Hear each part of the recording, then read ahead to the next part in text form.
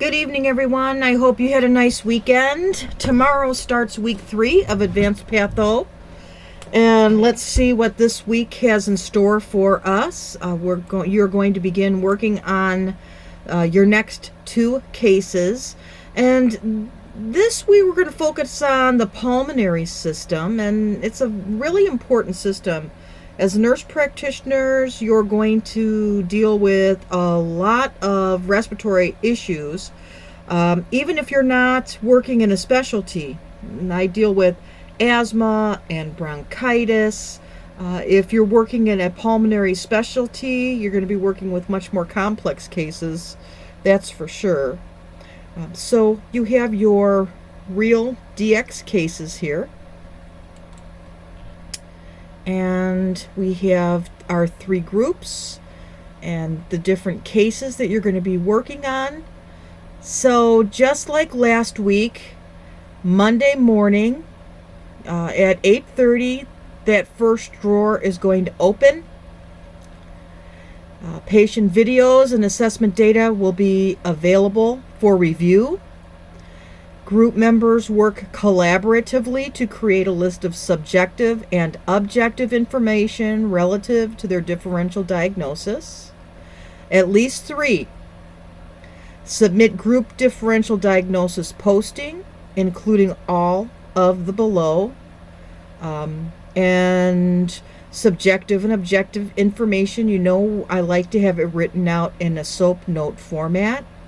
Additional labs and diagnostic testing. And remember, with those labs, I want you to write normal levels, the differential diagnosis with rationale. So remember, it's not just enough to write about the differential diagnosis or state a differential. I want you to know why, or I want you to state why does this differential diagnosis fit with this particular patient.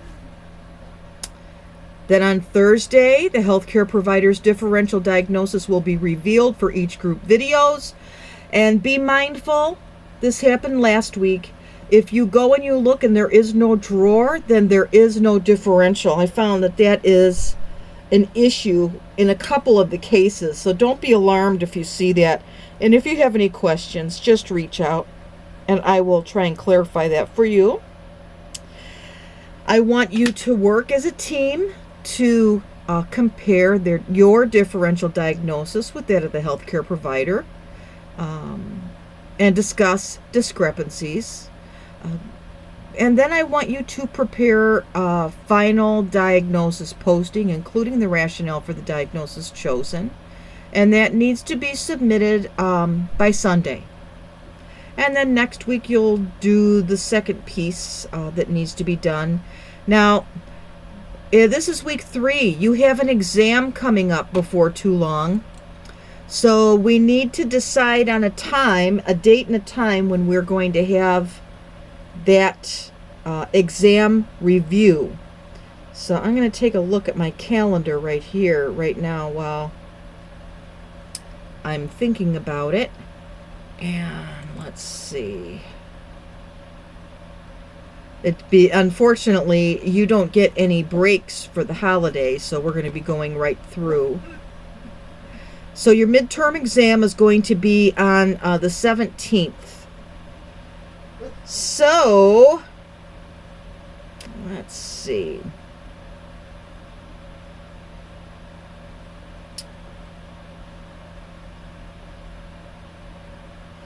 Let's plan on having the review, because I'm doing a review for another course also. So let's plan on doing it here, because I am going to be at the Oak Brook campus that day. And so this is going to be our Patho 2 midterm review. And we're going to just do it at 7.